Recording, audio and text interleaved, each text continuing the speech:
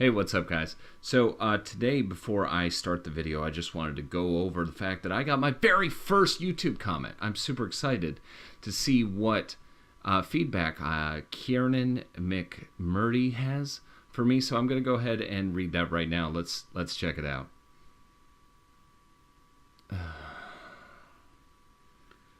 Okay, fine. You know what?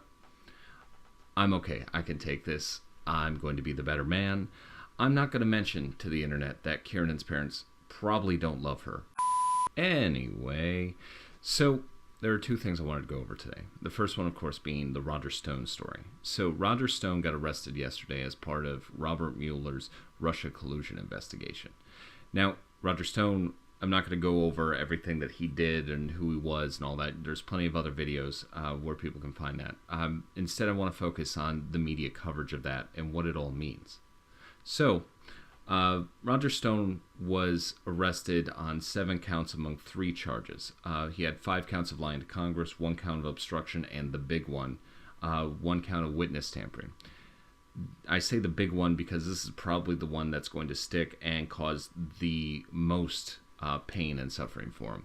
He pretty blatantly told someone to lie to Congress, lie to the FBI, and then, on top of all that, he told someone to change their testimony to match his after they had already spoken to some investigators. The guy is not a good guy. He's pretty scummy. But honestly, the biggest thing here is that he's being brought up on mainly administrative issues, such as lying and, traditional mafia-style witness stuff. He's not being brought up on Russia collusion-related stuff at all. In fact, the indictment report that Robert Mueller released had almost no mention of Russian involvement, which is pretty interesting in and of itself because the media ran with this.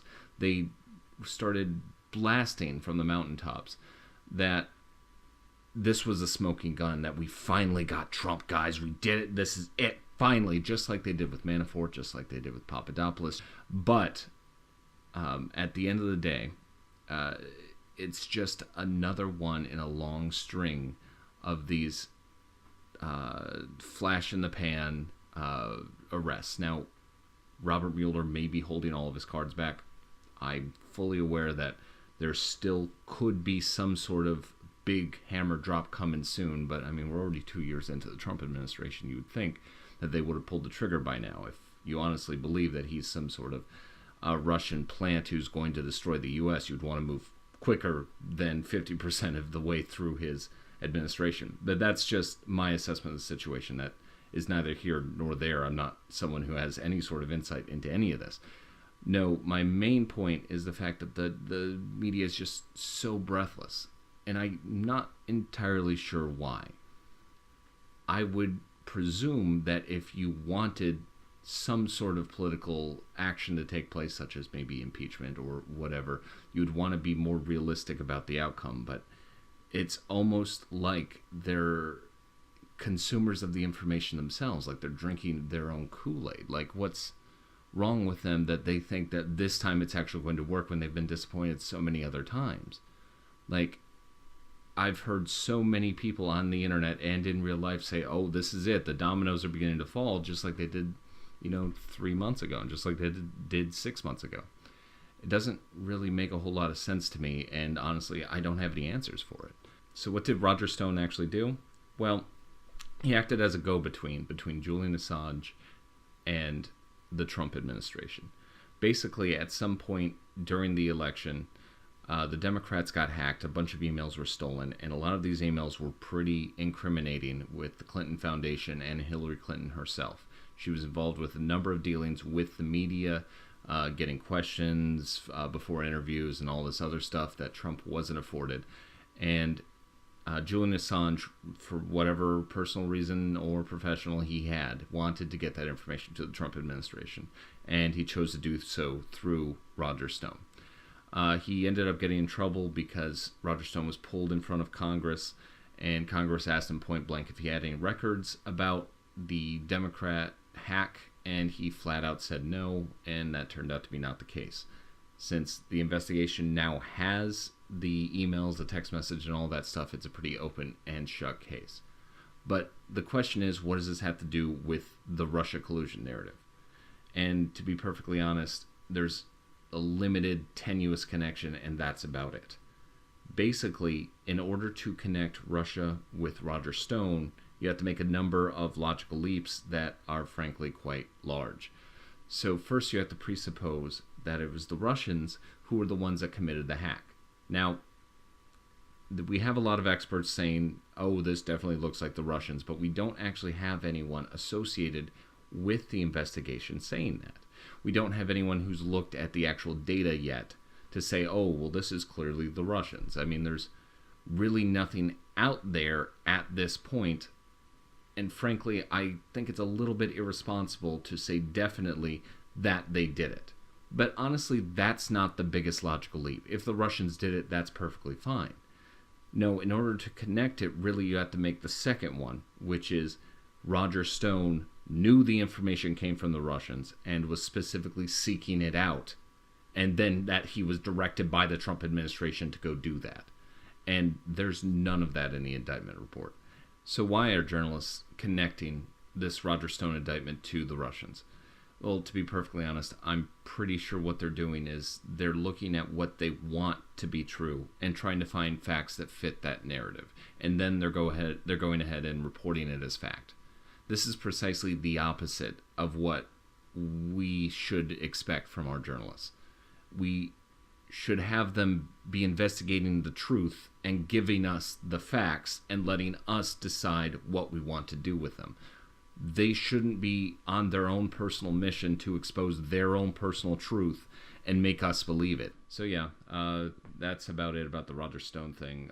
Like I said, I didn't want to go really heavy into it. I just wanted to cover the media reaction and get people thinking a little bit about why it is that every few months we seem to have the smoking gun, where we finally are going to get Trump this time.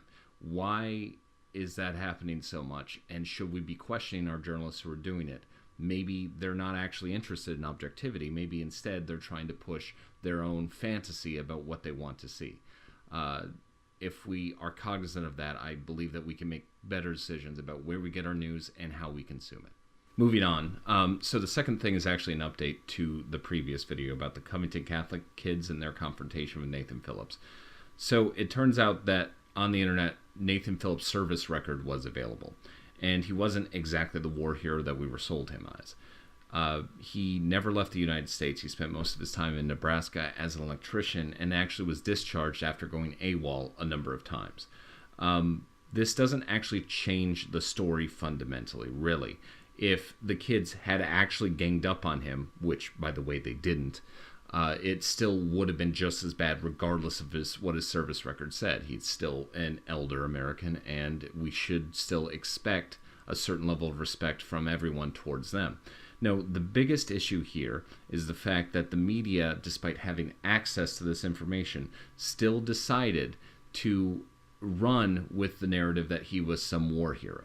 Now, there are two options here. Either they didn't notice the information yet still called him a war hero, meaning that they're wholly incompetent in research and investigation, which is quite literally 100% of a reporter's job, or two, they were willfully negligent in not reporting all of the facts and instead decided to portray him as someone more sympathetic than he actually is in an attempt to emotionally appeal to their readers. Instead, I think we should hold our information gatherers to a little bit higher standard.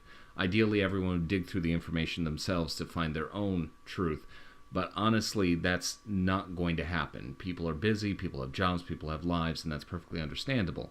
Instead, we've let the standards for our reporters, our journalists, our news gatherers to slide to the point where they feel that it's okay to input their own personal biases and even to try to emotionally manipulate large swaths of the population.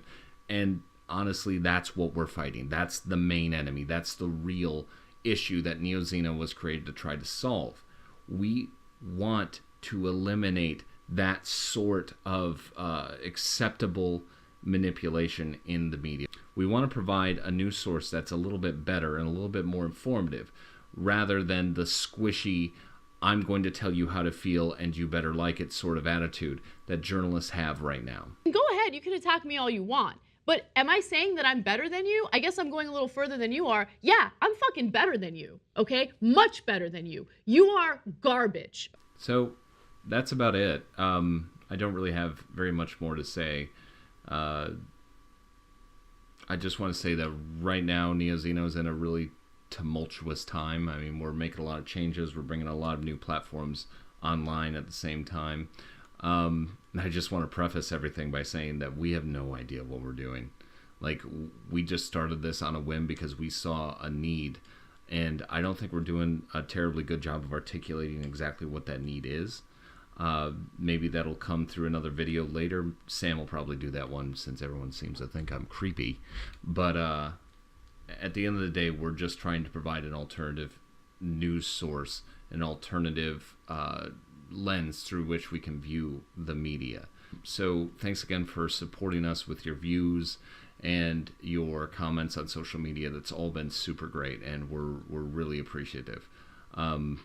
So if you want, go ahead and follow us on social media. You can like us on YouTube if you want. I mean, we don't really have a whole body of work yet, but we're getting there. So, yeah, so just thanks again, and I'll see you next time.